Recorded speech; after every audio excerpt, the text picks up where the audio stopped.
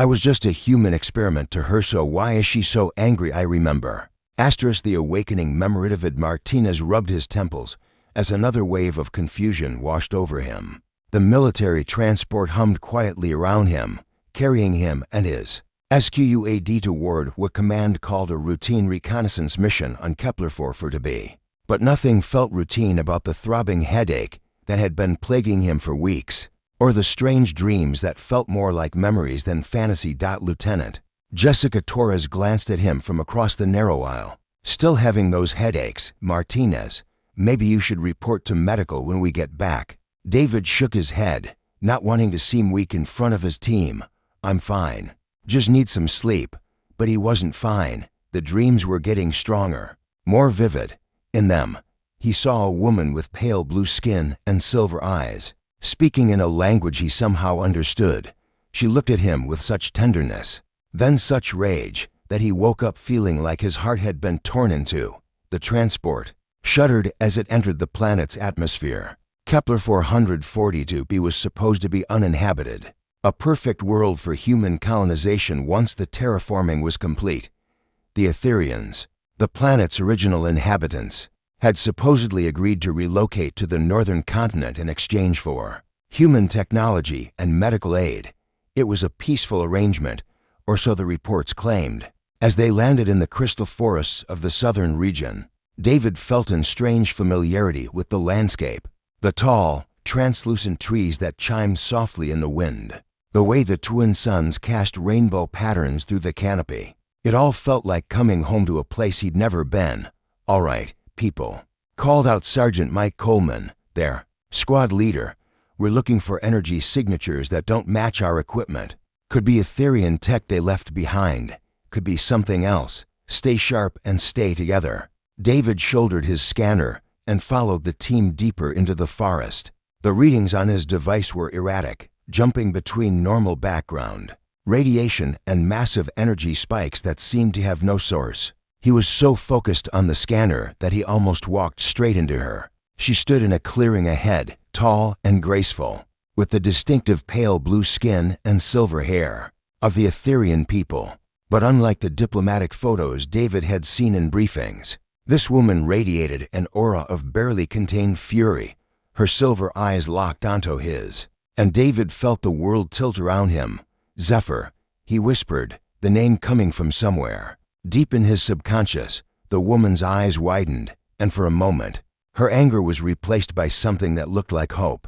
Then the fury returned, twice as strong. You remember my name, she said in perfect English, her voice shaking with emotion. After everything they did to you, you remember my name. David's squad raised their weapons, but he held up a hand to stop them. Stand down. She's not a threat. Even as he said it, he wasn't sure how he knew that. Everything about the situation felt wrong, yet somehow right. Not a threat. Zephyr laughed bitterly. I could destroy all of you with a thought, David Martinez. But I won't, because despite everything, I still care about you. Even though you were nothing but an experiment to me, even though I was nothing but data to you. I don't understand, David said, stepping closer despite the warning looks from his team. What experiment? What are you talking about? Zephyr's expression crumbled, revealing deep pain beneath the anger. They really did wipe it all, didn't they? 3 years, David. 3 years we spent together. 3 years you lived among my people, learning our ways, sharing our bonds. 3 years you made me believe that humans could truly understand us. The headaches suddenly made sense. The dreams, the feeling of loss he couldn't explain. They erased my memory, he said, not really asking. More than that, Zephyr replied, tears like liquid silver streaming down her face. They erased you. The man I loved, the man who promised to bridge our peoples together. They took him away and left behind a soldier who doesn't even know what he's lost. David felt his world cracking apart. Everything he thought he knew about his life, his mission, his purpose, it was all built on lies. But looking at Zephyr, seeing the raw pain in her eyes, he felt something else awakening. Not just memory, but emotion. Love that had been buried but not destroyed. Help me understand, he said, ignoring the concerned voices of his squad behind him. Help me remember who I used to be. Zephyr searched his face, looking for something she'd lost long ago. Why should I? You chose them over me once already. You let them take you away. Let them erase everything we built together. How do I know you won't do it again? Because, David said, stepping close enough to see the flecks of gold in her silver eyes. I may not remember everything, but I remember how it feels to lose you. And I don't want to lose you again. Fragments of truth the emergency beacon on. David's comm unit crackled to life, breaking the tense moment between him and Zephyr. Martinez, report your status immediately, came the voice of command. David looked at the device, then at Zephyr, then back at his confused squad members. Everything he'd been trained to do told him to respond, to follow orders, to complete the mission. But something deeper, something that felt more real than any training, told him to stay. Your choice, David, Zephyr said softly, backing away. From him, same as it was 3 years ago. Your duty or your heart. David, man, we need to go. Torres whispered urgently. Whatever this is, command needs to know about it. But David was remembering fragments now. A laboratory. Scientists in white coats asking him questions about Etherean culture, their technology, their weaknesses. He remembered lying on a medical table while they inserted something into his brain, telling him it was just a routine enhancement to help with the mission. The mission, he said aloud, the words tasting bitter. What was the real mission, Zephyr? She stopped walking away and turned back to him, her expression unreadable. You don't remember? They sent you to infiltrate us, to live among us, gain our trust, learn our secrets, the peace treaty, the relocation agreement. It was all a lie. They needed someone on the inside to map our defenses, catalog our technology, identify our leaders. Coleman stepped forward, his weapon still raised. That's enough, Martinez. Step away from the alien. We're extracting now. And I did it, David continued, ignoring his sergeant. The memories were coming faster now, painful and clear. I lived with your people. I learned your language, your customs. I reported everything back to command. Yes, Zephyr said, her voice barely above a whisper. But something unexpected happened. You fell in love with us, with our way of life, with me. David closed his eyes, and suddenly he could see it all. A city of crystal spires that sang in harmony with the wind. People who communicated as much through emotion as through words. A culture that valued connection over conquest, understanding over dominance. And Zephyr, teaching him to feel the life force that flowed through all things, showing him what it meant to be truly alive. I asked to be reassigned. He remembered.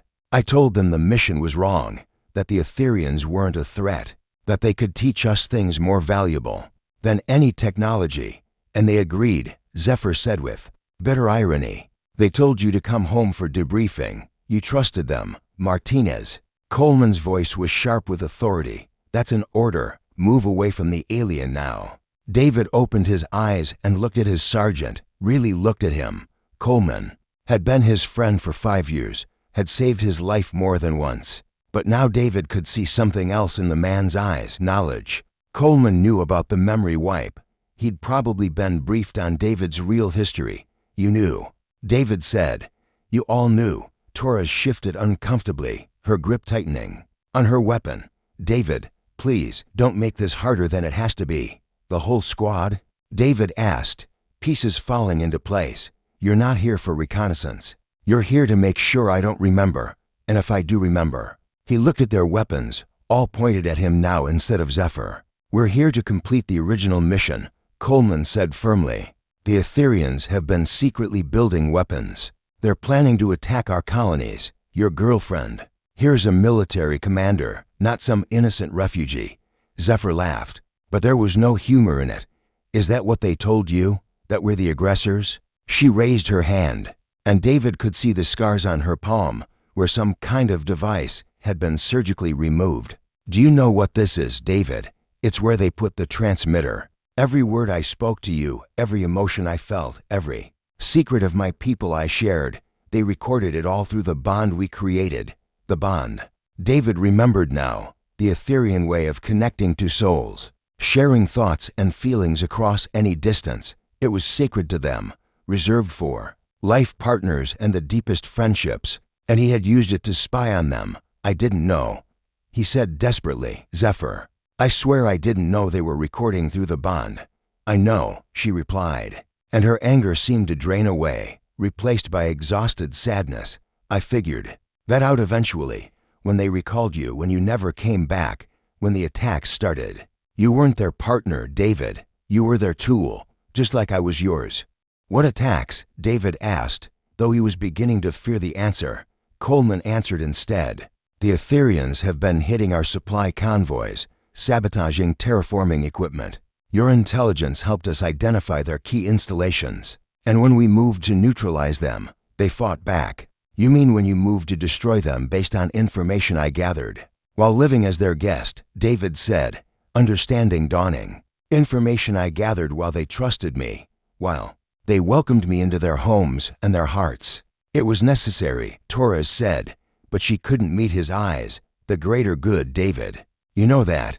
David looked at Zephyr, seeing her in a new light. Not as the enemy his training had conditioned him to see, but as a person whose world he had helped destroy, a woman who had loved him truly, only to discover that love had been turned into a weapon against her people. How many died? He asked quietly. Thousands, Zephyr replied. When your people attacked our energy collectors, the feedback destroyed 3 cities. My brother was in one of them.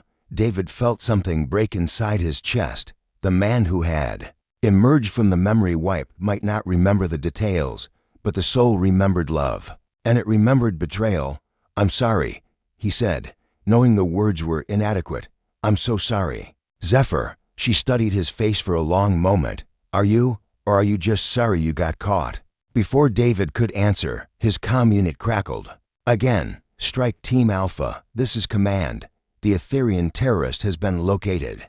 You are authorized to use lethal force. Do not let her escape. David looked at his squad. Seeing them clearly for the first time, they weren't his friends. They were his handlers, sent to clean up loose ends. And Zephyr wasn't a terrorist. She was a survivor, trying to protect what was left of her people from the monster he had helped create. Martinez, Coleman said, his voice taking on a threatening tone. Step aside. Don't make us go through you.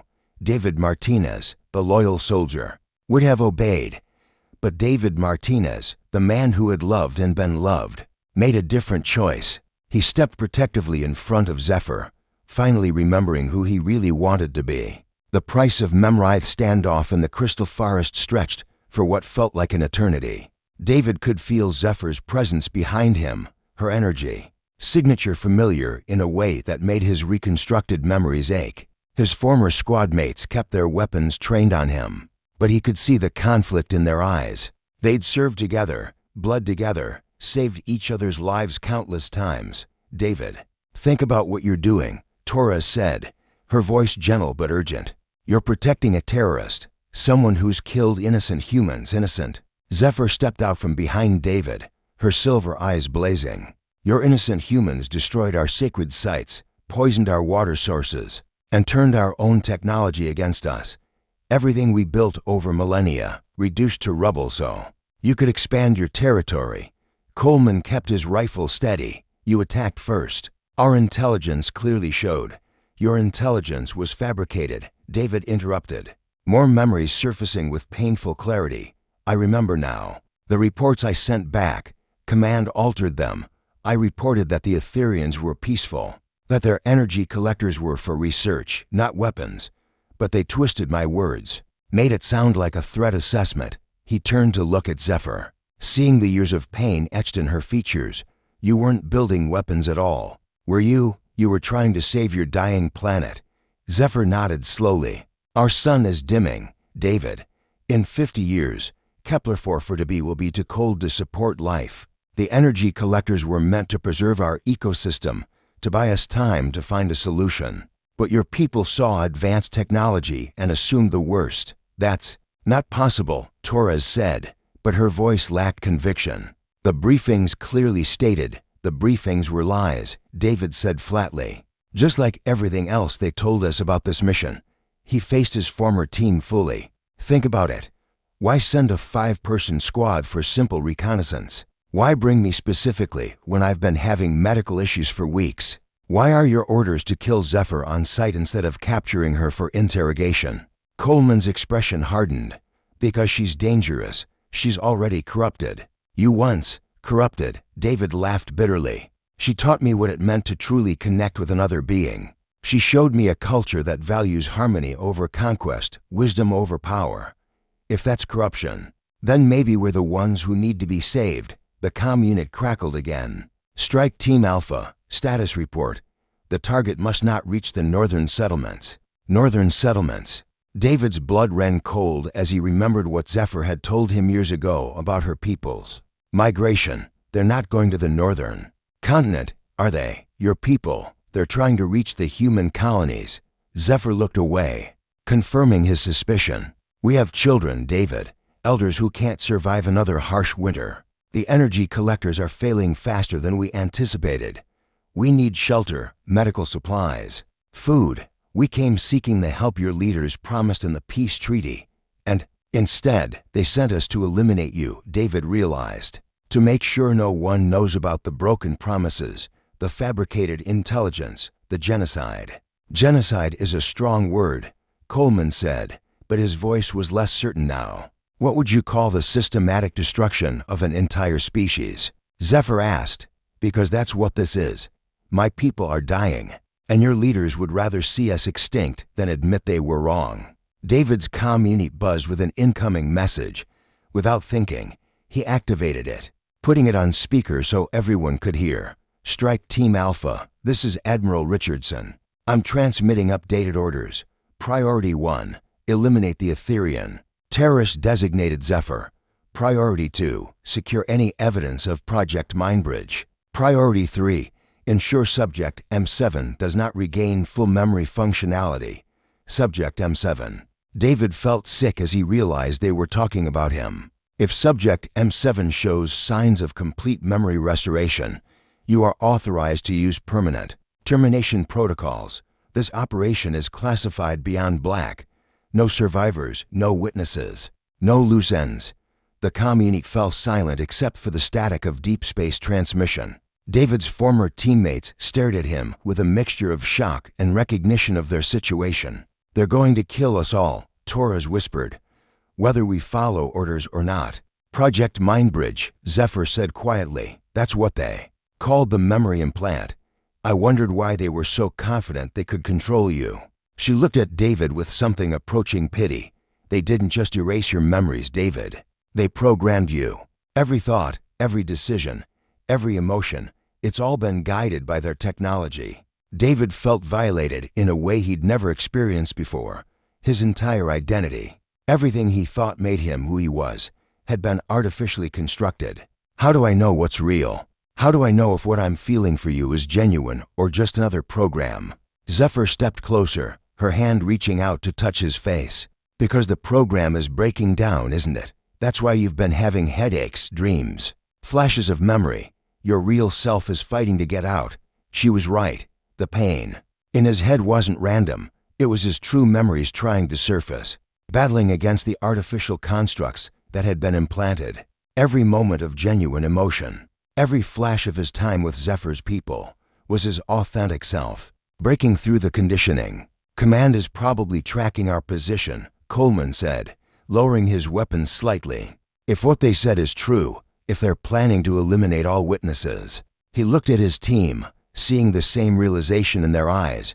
We're expendable. Torres finished. We always were. David made a decision that felt more his own than anything he'd done in 3 years. Then we don't give them the chance, Zephyr. Your people, how many are trying to reach the colonies? Nearly 10,000. She replied, the last survivors of our species. Most are civilians, families with children. And how many human troops are between them and safety? Zephyr's expression grew grim. According to our scouts, they've positioned 3 full battalions along the northern passes. Your people aren't planning to turn us away, David. They're planning to finish what they started.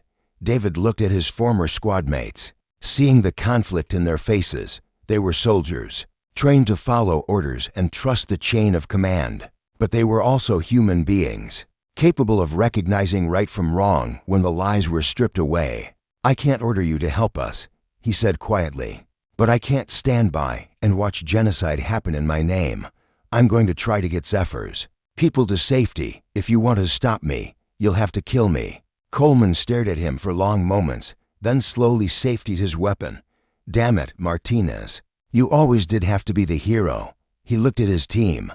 What do you say? Do we follow illegal orders from brass who see us as disposable, or do we try to save some innocent lives? Torres was the first to lower her rifle. I joined the military to protect people, not to murder refugees. She looked at Zephyr with new understanding. What do you need us to do? For the first time since their reunion, Zephyr smiled. It was a small thing, barely there. But David felt it like sunshine after years of winter. I need you to help me get my people past the human blockade, she said. And then, if you're willing, I need you to help David remember who he really is. David felt something shift inside him. Another piece of the artificial programming cracking under the weight of genuine purpose. What do you mean? The memory implant works both ways, Zephyr explained. It doesn't just suppress memories, it can restore them. But it requires a deep psychic connection, the kind my people specialize in. She hesitated. It's dangerous, David. If something goes wrong, you could lose everything, even the memories you've regained. David didn't hesitate. Do it, whatever the risk. I want to know who I really am. Zephyr nodded slowly.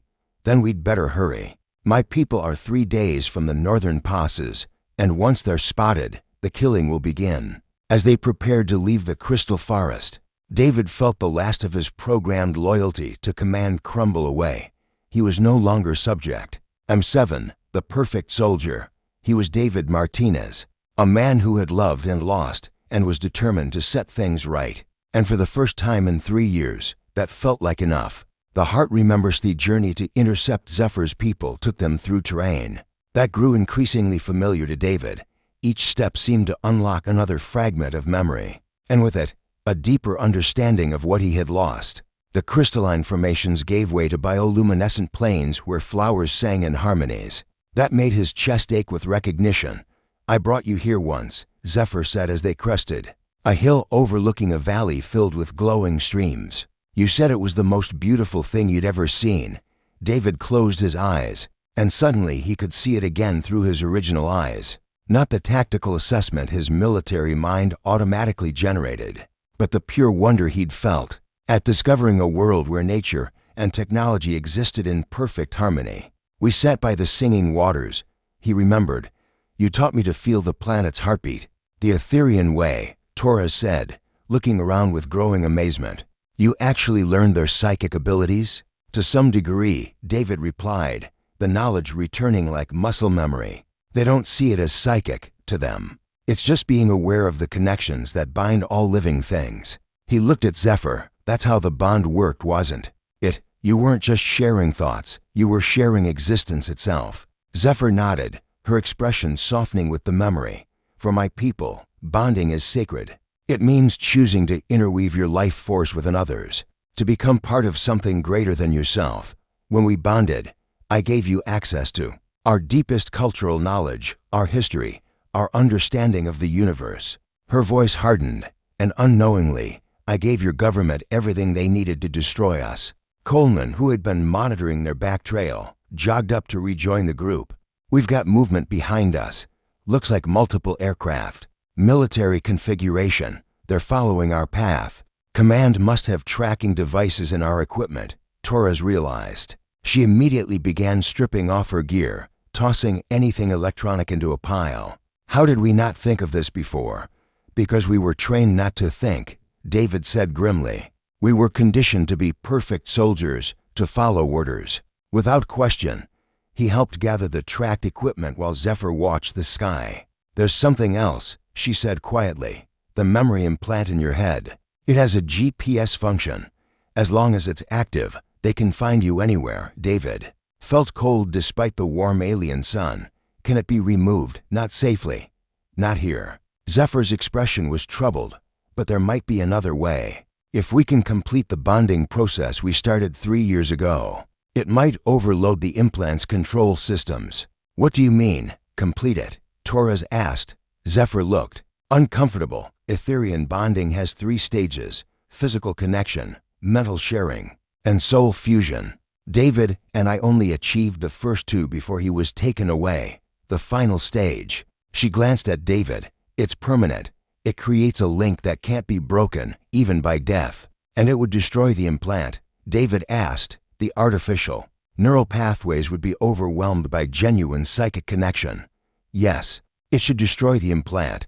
But David, you need to understand what you'd be accepting. Soul fusion means you'd become part Etherian yourself. Your lifespan would extend to match mine, nearly 300 years. Your children would be hybrids. You could never fully return to human society.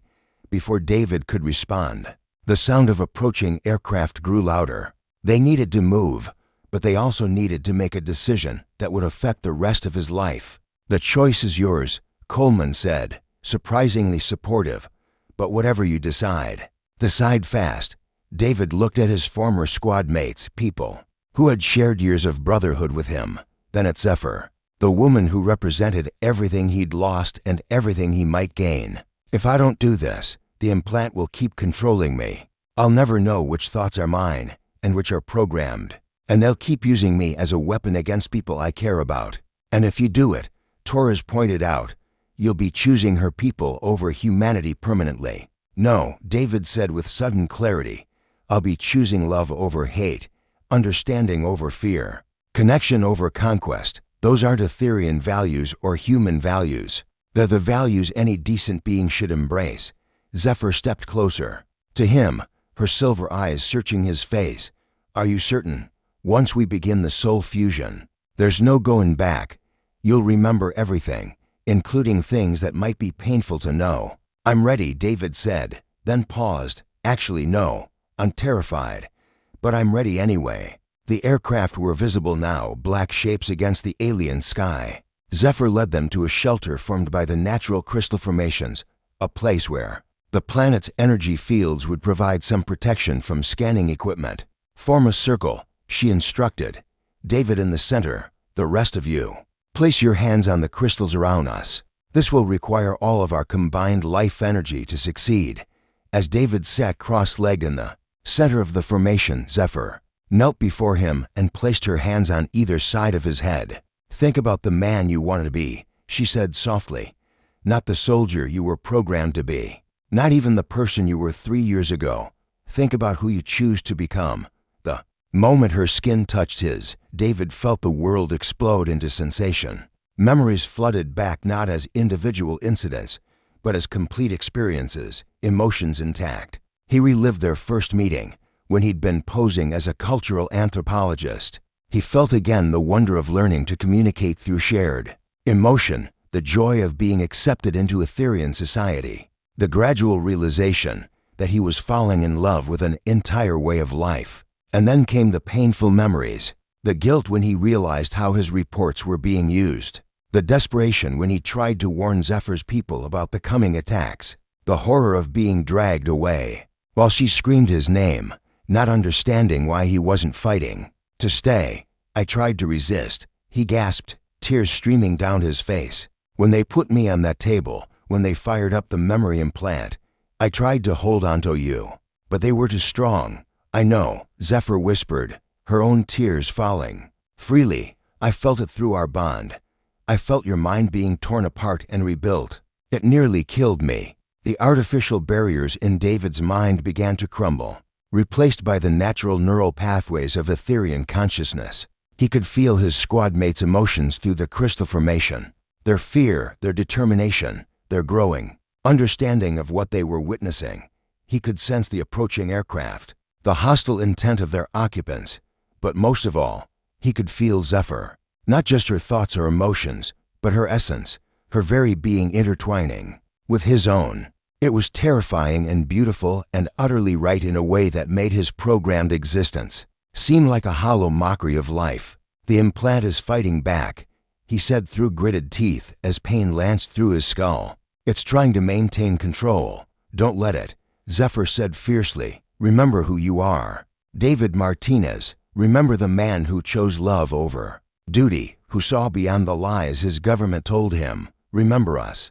With a sound like breaking glass, The final barriers fell away. David's consciousness expanded beyond the boundaries of his individual self, becoming part of something vast and interconnected. He could feel the life force of every being on the planet, from the smallest microorganism to the great crystal trees that sang their ancient songs to the stars. And at the center of it all was Zephyr, her soul now permanently linked to his own. "It's done," she said, opening eyes that now held flecks of the same gold that sparkled in his. "The implant is destroyed. You're free, David. We're free." David stood on shaking legs, feeling like a completely different person while somehow being more himself than he'd ever been. The approaching aircraft no longer seemed like an insurmountable threat.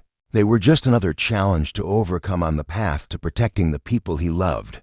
"How do you feel?" Coleman asked, studying David's transformed appearance with fascination. "Complete," David replied, surprised by the truth of it. "For the first time in 3 years, I feel complete." He looked at Zephyr, seeing her not just with his eyes but with his heart, his soul, his very essence. "Now let's go save your people." Love conquers all. The final confrontation came at dawn. In the mountain passes, where 10,000 Etherean refugees faced 3 human battalions with orders to kill on sight. David stood with his transformed squad on a ridge overlooking the valley, his enhanced senses allowing him to perceive the tactical situation with unprecedented clarity. Below them, Etherean families huddled together in makeshift shelters, their children's songs of fear creating a harmony that broke David's heart. On the opposite ridges, human soldiers prepared weapons systems designed specifically to exploit Etherean physiology. Sonic disruptors that would cause excruciating pain before death. Energy dampeners that would cut them off from the life force that sustained them. "It's going to be a massacre," Torres whispered, her voice tight with horror. "Those aren't soldiers down there, they're families." "Not if we can help it," David replied, his new connection to Zephyr allowing him to coordinate with her even across the distance that separated them. Through their bond, he could feel her moving among her people, offering comfort and preparing defenses that would buy them precious time. Coleman studied the human positions through his scope. 3 full battalions, plus armor support and air cover, even if we could convince some of them to stand down. "We're looking at nearly impossible odds. We don't need to defeat them," David said, a plan forming in his mind. "We just need to give the Ethereans time to reach the safety of the neutral zone." He closed his eyes, extending his consciousness through the crystal formations that networked throughout the mountains. "There's a path through the Eastern Canyon system. It's narrow, defensible, and it leads directly to the demilitarized zone where they'll be protected by interstellar law." "How do we get 3,000 soldiers to ignore a direct order from command?" Torres asked. David smiled grimly. "We tell them the truth, using his enhanced abilities." David tapped into the communication networks that connected all the human forces in the area. It was a violation of every protocol he'd ever learned. But his connection to the Etherean collective consciousness gave him access to forms of technology his original human mind could never have comprehended. "Attention all units," he broadcast on every channel simultaneously. "This is Lieutenant David Martinez, formerly Subject M7 of Project Mindbridge. I'm transmitting data files that will show you the truth about this mission." The files he sent contained everything, his original reports that had been altered by command, the real purpose of the Etherean energy collectors, the fabricated intelligence that had justified the genocide, and most damning of all, the recorded conversations between Admiral Richardson and other high-ranking officials, discussing the need to eliminate all evidence of their war crimes. "The beings you've been ordered to kill are not terrorists," David continued his broadcast.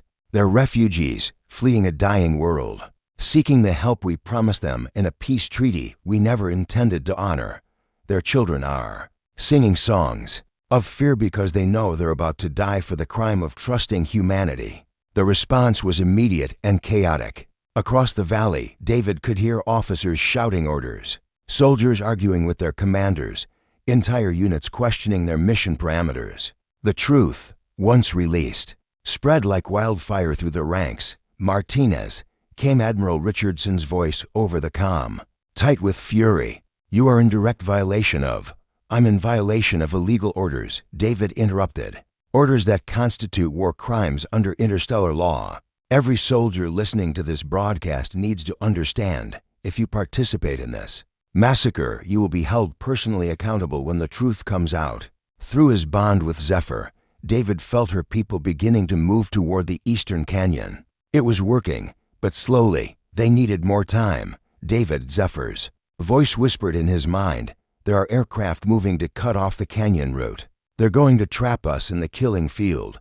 Without hesitation, David turned to his squad. I need to get down there. I need to lead the evacuation personally. That's suicide.